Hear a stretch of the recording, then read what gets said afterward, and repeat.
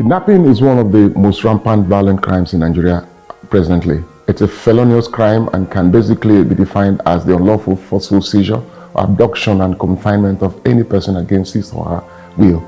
There are 4 types of kidnappings, namely terrorist kidnapping, that is carried out by terrorists for purely terrorist reasons to draw attention to their cause; religious kidnapping, perpetrated by a specific religious group or sect to instill fear on others in furtherance of its religious pursuit; political kidnapping, carried out by some political party members to intimidate or cow others in order to advance their political objectives; and kidnapping for ransom, executed by career or professional criminal elements as a commercial venture.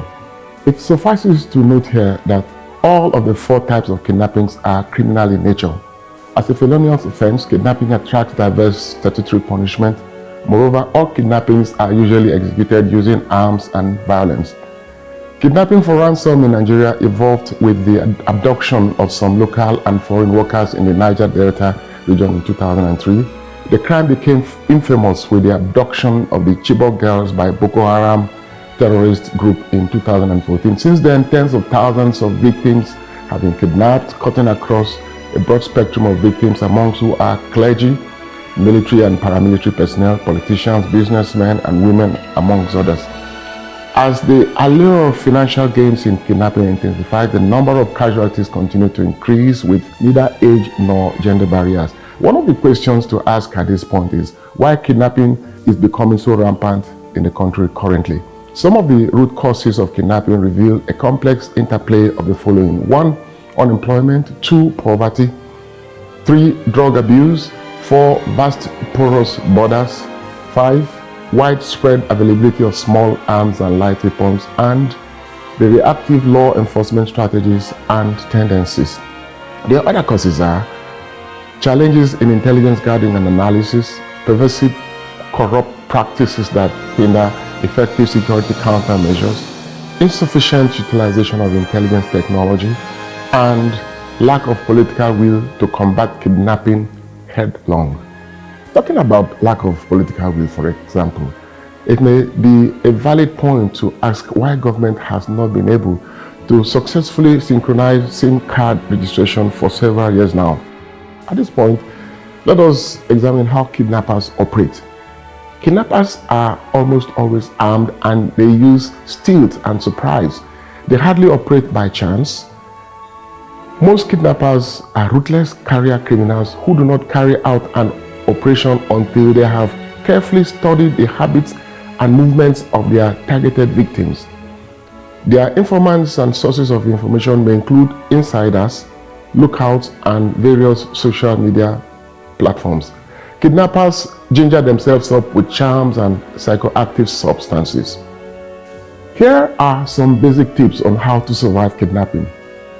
Avoid boastfulness and display of flamboyant and ostentatious lifestyle in public.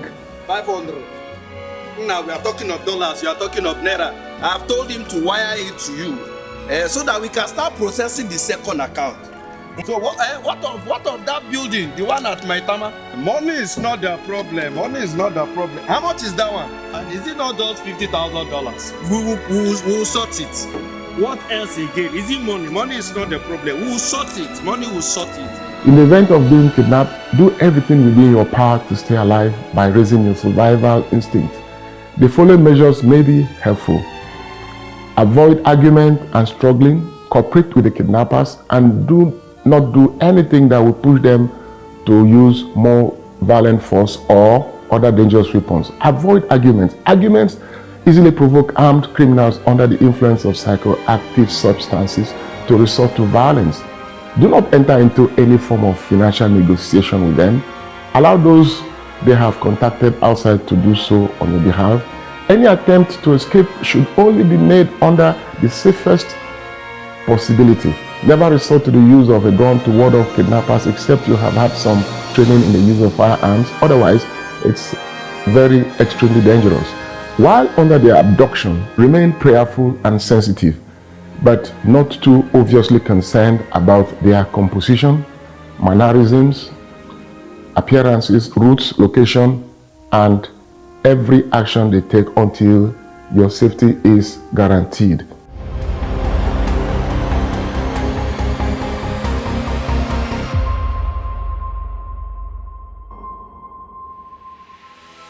In conclusion, endeavor to be security conscious and do not make yourself a predictable creature of habit and easy target. In other words, vary your routine as much as possible and do not disclose information about yourself to those who do not need to know. And be mindful of the risk of unnecessary social media exposure. What is more, keep a clear head at all times. Say no to drugs and yes to life. Thank you so much for watching this video. Kindly subscribe, like, and share. You can follow us on other social media handles displayed on the screen.